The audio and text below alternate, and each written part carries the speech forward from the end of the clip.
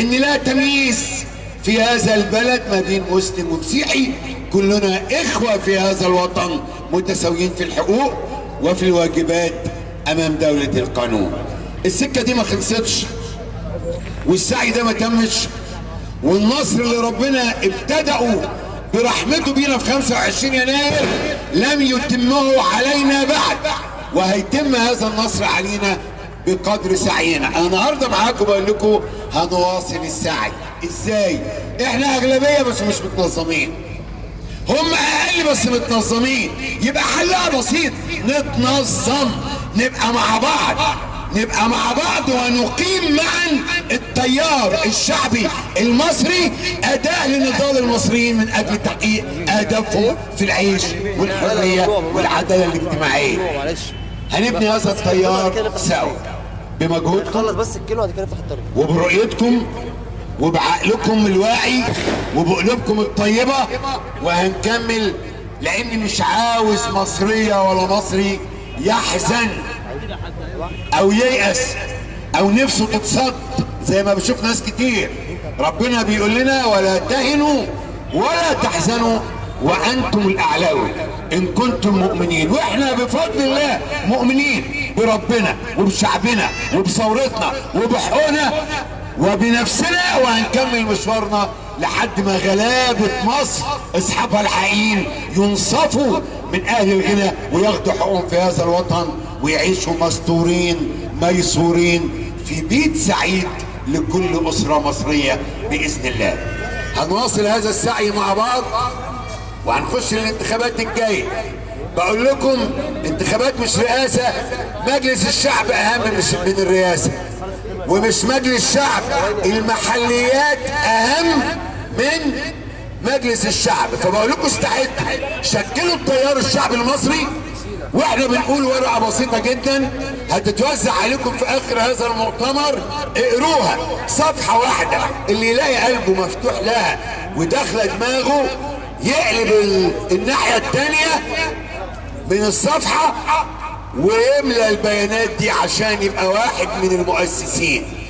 كل بنت وولد راجل وست هيملى الاستماره دي له حق انه يكون شريك في ان احنا نعوض نقصنا، نبقى ناس منظمه عشان نكسب الانتخابات. لان مستقبل مصر بقى في الاصوات الحره من خلال صندوق انتخابات حر، فعاوزين ندخل هذه الانتخابات عشان اللي يجي منا في الرئاسه ولا في البرلمان ولا في المجلس المحلي وقلبه على الناس دي وشايف مصلحتها وبيتقي الله فيها وعاوز يحقق حريه حقيقيه وعداله اجتماعيه تنصف المصريين واستقلال وطني. هو ده اللي هيصنع مستقبل مصر اللي احنا نستحقه واللي ربنا هيتمه علينا بفضله وباذن الله بجهدنا وبعملنا مع بعض. انا كان نفسي اطيل معكم اللقاء، لكن احنا كلنا في ظروف نفسيه بسبب حادث الامس، واحنا وقفنا دقيقه نتلو فيها الفاتحه، دقيقه حداد على ارواح شهدائنا على حدودنا مع فلسطين المحتله وعلى كل الشهداء. وانا ادرك ان كل مصري عارف ان ال 17 جندي وضابط اللي ماتوا هم من بيته، ان له ابن او اخ او حبيب مات غيلة وغدرا. وعاوز اقول في هذا المقام ان مصر لا يمكن ان تكون تحت ضغط من اي قوة ارهابية في الداخل او عدوانية في الخارج. مصر لن تستسلم لا لعدوان اسرائيل ولا لعدوان الارهاب الداخلي على اي ناحية، واحنا اقوى منهم واعز واكرم بربنا وبنفسنا، ومش هنوطي راسنا لعدو. وحق الذين قتلوا غيلة سيعود وسنقتص لهم قصاصا نفخر به بإذن الله، ومش هنتنازل عن دمهم أبدا مهما كان اللي ارتكب هذا العدوان. ده عدوان على كل واحد وواحدة فينا. الأمر يستلزم في سيناء حاجتين، امن وتنمية. في سيناء عاوزة امن وتنمية، واول الامن في سيناء ان احنا ما نتركهاش خالية من الجيش المصري.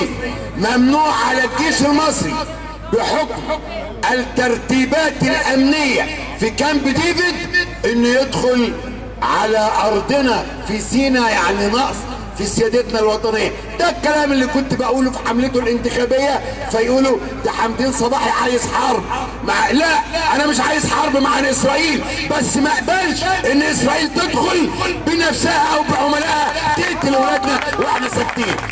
لن نسكت على هذا. فاذا دي فرصتنا عشان مصر تطلب فورا النهارده، والكلام ده بوجهه لرئيس الجمهوريه ولكل السلطات، اطلب فورا ايها الرئيس المنتخب تعديل كل النصوص المتعلقه بالترتيبات الامنيه وفقا لكامب ديفيد، عشان الجيش المصري يدخل سيناء بكل قواته وعدده بدون شرط ولا حد اقصى في العدد او في التسليح، عشان يحمي ارضنا وارواح ولادنا. ده المطلب الاول لازم يتاخد فورا دلوقتي. اتنين، التنمية. سينا متروكة خرابة، عاوزين نعمرها ونخضرها ونبني فيها بيوت، لان سينا تقدر تكفي بخيرها لما تتعمر، تحمي نفسها وتدي لكل مواطن سيناوي حقه في بيت وفي ارض، وتخلي 3.5 مليون واحد من بينهم اللي قاعدين، الشباب اللي قاعدين في الصوان ده هنا، ياخدوا فرصة ارض وبيت وعيشة كريمة، بدل ما هم واقفين بيستنوا فرصة عمل بمرتب ما يكفيهمش. تعمير سينا هو الحماية الاستراتيجية له، ومش هنعرف نظبط الامن في سينا واحنا مكرهين اهل سينا في بلدهم، بنهنهم وبنعاملهم وحش، وبتروح الشرطة تعاملهم باستهانة واحتقار، مش عشان تنشر الامن باحترام للمواطن. انا بقول ده وقت تعمير سيناء، واذا سيناء اتعمرت بالمصريين واولهم اهل سيناء بدو سيناء واحنا محترمينهم وحاطينهم فوق راسنا ومواطنين من الدرجة الاولى، ساعتها لا هيبقى في ارهابي ولا حد بيشيل سلاح من ورانا ولا حد في جبل لا حلال ولا حرام بيشتغل ضد الدولة المصرية. عاوزين الامن وعاوزين التنمية، هذا وقت الامن والتنمية في سيناء. وبقول لكم طبعا انا واحد منكم وحاسس ان مسؤوليتي ابقى وسطكم في الشارع، وانتوا عرفتوا لا قبلت منصب ولا هقبل منصب مع هذا الرئيس، لان اختياري ان اكون معارضة وطنية محترمة في الشارع، مش جزء من سلطة الدولة اللي موجودة حاليا، لاني مش مقتنع بيها. بس عاوز اول كلمة تبقى واضحة ليا ولكم ولكل المصريين، المعارضة مش معناها ان احنا نبقى ضد الرئيس في كل حاجة، ده مش مظبوط. في حاجات هي مواقف وطنية لا خلاف بين الحكومة والمعارضة فيها. دم المصريين ودم المصري حرام.